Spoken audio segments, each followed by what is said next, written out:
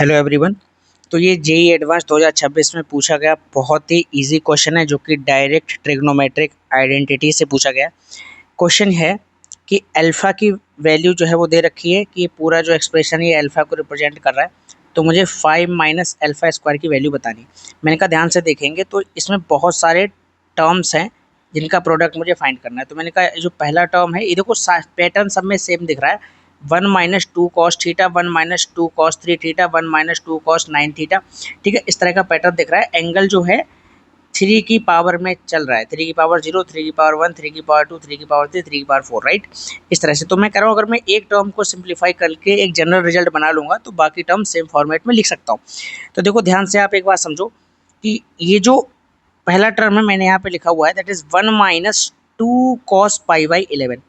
तो मैं कह रहा हूँ कि अगर मैं इस कॉस पाई बाई 11 में एक आइडेंटिटी लगा दूं जो कि ये होती है cos 2 theta is equal to 1 minus 2 sine square theta. तो मैंने इस कॉस पाई बाई 11 की जगह इस कॉस 2 थीटा की आइडेंटिटी लगा दी that is 1 minus 2 sine square pi by 22। Pi by 11 का जो हाफ होगा वो पाई बाई 22 हो जाएगा। हाफ एंगल प्रॉपर्टी यूज़ की है मैंने। तो ये रिजल्ट आपका बन गया, ये रिजल्ट आपका बन जाएगा। देखो 1 माइनस 2 इस तरह से हो गया, इसको सिंप्लीफाई करेंगे तो ये फाइनली आ जाएगा 4 sign square pi by 2 minus 1। ठीक है, अब देखो साइन स्क्वायर को मैं कन्वर्ट कर सकता हूँ अगेन कॉस में। ठीक है, तो फिर मैंने इसको 1 माइनस कॉस स्क्वायर थीटा वाली प्रॉपर्टी से कॉस में चेंज कर लिया।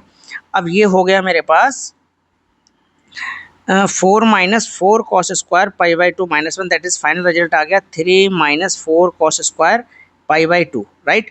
अब आप ये कह सकते हैं कि एक आइडेंटिटी मुझे बहुत पहले से पता है कि cos 3 थीटा को ऐसे लिखा जा सकता है that is 4 cos cube theta minus 3 cos theta. और अगर मैं पूरी एक्सप्रेशन को cos थीटा से डिवाइड माइनस cos थीटा से डिवाइड कर दूं तो ये हो जाएगा कुछ इस तरह से that is minus cos 3 theta upon cos theta is equal to 3 minus 4 cos square theta, right. अब देखो ध्यान से बात को समझना, अगर मैं इस कॉस इस ये जो 3 माइनस 4 कॉस स्क्वायर थीटा है इसको ऐसे लिख सकता हूँ। तो ये भी तो देखो 3 माइनस 4 कॉस स्क्वायर थीटा है। तो मैंने इस रिजल्ट को इस रिजल्ट की हेल्प से ऐसे लिख लिया। ठीक है, तो आप कहोगे ये क्या था, ये तो पहला वाले रिजल्ट था ना, पहला एक्सप्रेशन जो मैं लेके चल रहा था। तो मैंने इस रिजल्ट को फाइनली ऐसे लिख दिया। तो मैं कह रहा हूँ इसी तरह से जितने भी रिजल्ट होंगे वो कुछ इसी फॉर्म में आ जाएंगे that is cos 3 theta angle ऊपर होगा, थीटा नीचे होगा माइनस साइन के साथ। तो मैंने कहा ध्यान से देखो ये पहला रिजल्ट लिखा हुआ है, ठीक, ये मैंने दूसरे के लिए लिखा है, ये तीसरे के लिए लिखा है, इसी की तरह से सभी के लिए मैंने लिखा हुआ है। अब जब सबको मैंने 3 थीटा और थीटा में एक्सप्रेस कर दिया तो देखो ये पाई बाई 11 थीटा था, इसका ट्रिपल 3 पाई बाई मतलब पाई इसका हाफ पहले होगा तो पाई बाई 22 और ये हो जाएगा 3 पाई बाई 22। तो ऐसे ही ये सारे मैंने चेंज कर लिए। तो देखो ध्यान से जो एंगल यहाँ बना वही एंगल यहाँ बन गया, तो ये मैंने कैंसिल आउट कर दिए सारे।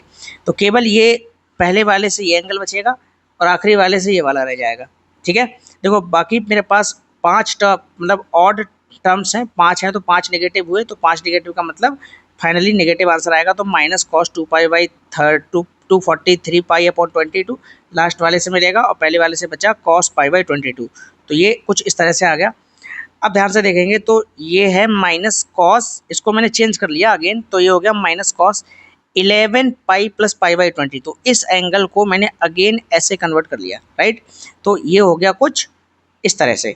ठीक है, क्योंकि कॉस 11 पाई ये जाएगा third quadrant, 11 pi plus theta ये जाएगा थर्ड क्वाड्रेंट में, थर्ड क्वाड्रेंट में कॉस नेगेटिव होता है, नेगेटिव नेगेटिव पॉजिटिव।